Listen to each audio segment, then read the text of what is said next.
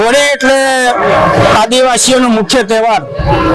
દિવાળી અટે કટે પણ હોળી ઘર, એમ આ હોળી પર્વની આજથી ભંગુરિયાના મેળાની શરૂઆત થઈ છે અને પૂરેપૂરા 7 દિવસ દરેક વિસ્તારની અંદર, આદિવાસી વિસ્તારની અંદર ભંગુરિયાના મેળાઓ યોજાઈ રહ્યા છે અને ભંગુરિયાનો મેળો જે દિવસે પૂરો થશે તે દિવસે હોળી માતાનું દહનનો કાર્યક્રમ રાખવામાં આવે છે। એના પછી ચૂલના મેળાઓ યોજાશે, કમાટની ગેરનો મેળો પણ યોજાશે।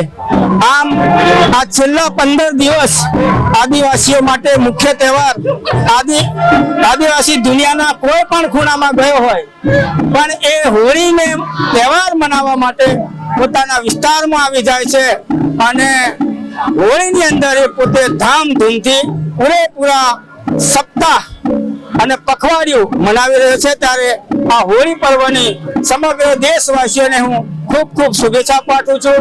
ખાસ કરીને મારા આદિવાસી વિસ્તારના તમામ માતાઓ, ભાઈઓ, બહેનો અને યુવાન સાથીઓને પણ હોળી પર્વની શુભેચ્છા પાઠવું છું અને વિનંતી પણ કરું છું કે આપણે પણ સંસ્કૃતિ સાથે જોડાઈને હોળીના પર્વની અંદર નાચ ગાન સાથે આ એક પખવાડિયું ઉજવીએ, એવી શુભેચ્છાઓ।